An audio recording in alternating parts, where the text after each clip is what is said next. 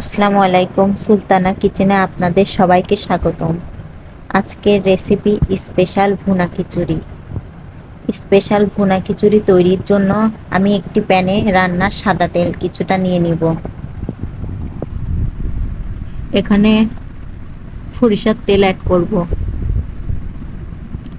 তেলটা গরম হয়ে আসলে মশলা অ্যাড করব। এখানে আমি নিয়েছি দারচিনি, এলাচ, লবঙ্গ, জিরা, শুকনা মরিচ, গোলমরিচ, তেজপাতা।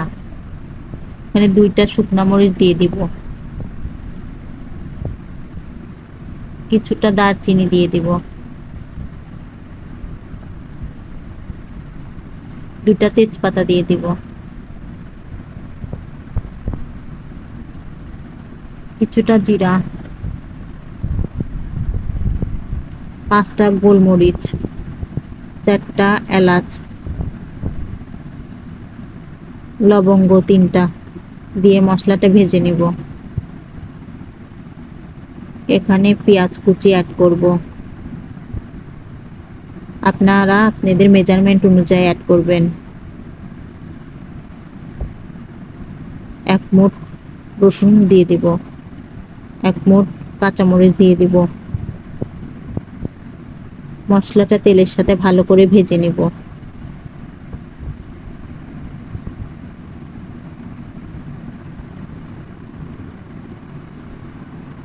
সব কিছু ব্রাউন কালার হয়ে আসলে এখানে বাটা মশলা অ্যাড করব। 1 চামচ আদা বাটা,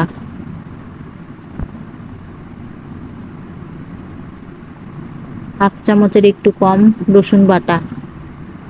যেহেতু এখানে আস্ত রসুন দিয়েছি তাই রসুন বাটা না দিলেও চলে, আপনারা আপনাদের পছন্দ অনুযায়ী দিবেন। সব কিছু ভালো করে ভেজে নিব।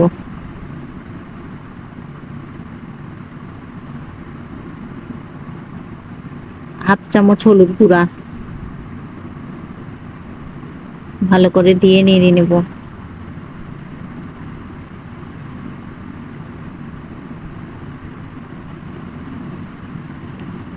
কিছুটা পানি অ্যাড করব যাতে মশলায় কোনো পোড়া ভাব না আসে।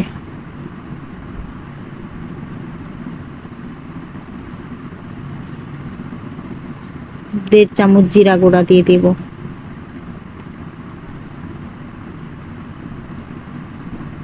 ভালো করে মশলাটা কষিয়ে নিব।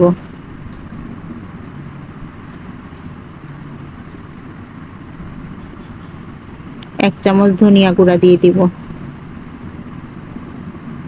ভালো করে মিশিয়ে নিব। এখানে আমি 3 রকম ডাল নিয়েছি, মসুর, কালাই এবং মটর। ডালগুলো পানি থেকে নিজিয়ে নিয়েছি ধুয়ে। এগুলা ভালো করে ভেজে নেব। সবগুলা মশলার সাথে ভেজে নিব। ভালো করে মশলাগুলো একেবারে কষিয়ে নিব ডালের সাথে। এখানে আমি চাল পানি থেকে নিজিয়ে নিয়েছি, সে ধুয়ে সেটা অ্যাড করব। ভালো করে চাল ডাল সহ সব মশলা কষিয়ে নিব।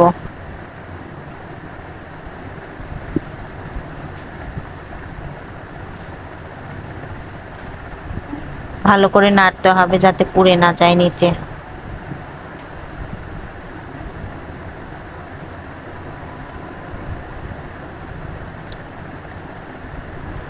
এক চামচ লবণ দিয়ে দিব।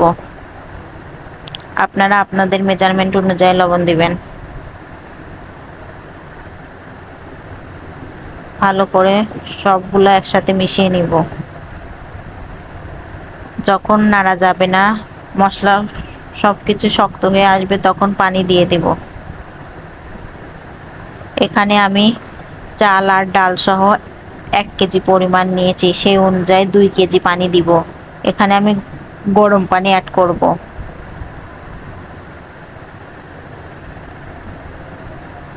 গরম পানি অ্যাড করলে ভুনা খিচুড়িটা ঝরঝরে আসবে। এখানে আপনারা গরম পানি অ্যাড করবেন, এটা স্কিপ করবেন না। ঢেকে দিব। চুলার আঁচটা একেবারে লোতে রাখবো। আমি ঠিক 40 মিনিট পর ফিরে এসেছি। 40 মিনিট পর খিচুড়িটা কমপ্লিট হয়ে যাবে। দেখুন কত সুন্দর আসছে। কিছুটা ঘি দিয়ে দিব। এভাবে রান্না করলে স্বাদটা অনেক সুন্দর হয়। আশা করি ভিডিওটা আপনাদের ভালো লাগবে। ভালো লাগলে আমাকে ফলো দিয়ে পাশে থাকবেন। আসসালামু আলাইকুম।